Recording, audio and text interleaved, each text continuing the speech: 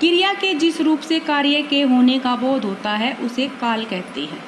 कुछ उदाहरण ऊपर दिए हुए हैं, उनसे देखते हैं एक बार। राम गाना गा रहा है, सीता गाना गा रही थी, प्रज्ञा गाना गाएगी। ये 3 अलग अलग वाक्य हैं जो 3 प्रकार के समय को बता रही हैं बेटा। जैसे गा रहा है यानी गा रहा है, आज गा रहा है। गा रही थी यानी गा लिया उसने पहले, और गाएगी मतलब आगे जाके गाएगी। क्रिया के आधार पर बेटा जिन वाक्यों में समय का पता चले वो काल होता है।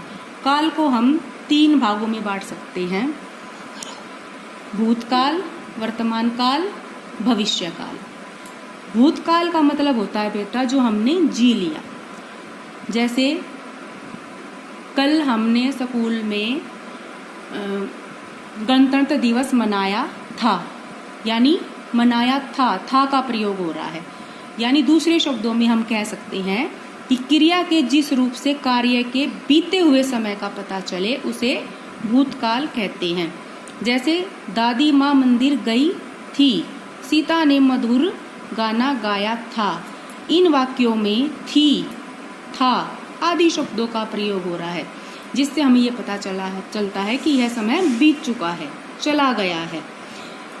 भूतकाल के वाक्यों को पहचानने के लिए हम उन वाक्यों के अंत में हमेशा था, थी या थे आदि शब्द आते हैं। वर्तमान काल। वर्तमान काल का मतलब होता है जो हम आज जी रहे हैं। जैसे आज आप अपने घर पर बैठकर पढ़ रहे हैं, मैं अपने घर पर बैठकर आपको लेसन पढ़ा रही हूँ, तो ये है हमारा वर्तमान काल। दूसरे शब्दों में क्रिया के जिस रूप में चल रहे समय का पता चले, यानी आज जो हम जी रहे हैं उस समय का पता चले, उसे कहते हैं वर्तमान काल। जैसे बच्चे फुटबॉल खेल रहे हैं, इसमें रहे हैं यानी आज जो वह काम कर रहे हैं वो, यानी वो वर्तमान काल है। दूसरा, लड़कियां नाच रही हैं, इसमें नाच रही है मतलब एट प्रेजेंट, यानी अभी वो काम ये कर रही हैं, तो वो है वर्तमान काल। वर्तमान काल की पहचान क्या होती है बेटा? जिन वाक्यों के अंत में है, हूँ आदि आते हैं वो वर्तमान काल में ही आते हैं। जैसे मैं खाना खा रहा हूँ, मैं गाना गा रही हूँ, हम सब कैरम बोर्ड खेल रहे हैं, तो हम वर्तमान में ये सब कार्य कर रहे हैं। अगला आता है लास्ट बेटा भविष्य काल, यानी आने वाला काल, जो आगे जाके आएगा। जैसे भविष्य में अब तुम्हारे आगे स्कूल खुलेंगे तो वो आने वाला समय होगा। इसमें क्रिया के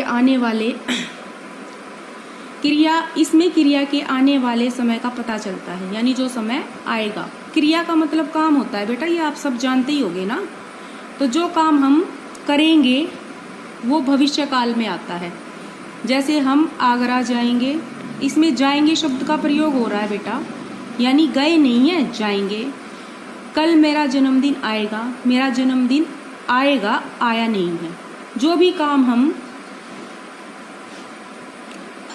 भविष्य में करते हैं वो भविष्य काल में आते हैं। जैसे इन भविष्य काल की पहचान क्या होती है बेटा? जिन वाक्यों के अंत में गा, गे, गी आदि शब्दों का प्रयोग होता है वो सब भविष्य काल में आते हैं। मुख्य रूप से हम क्या कह सकते हैं बेटा कि काल जो है वो 3 प्रकार के होते हैं: भूतकाल, वर्तमान काल और भविष्य काल।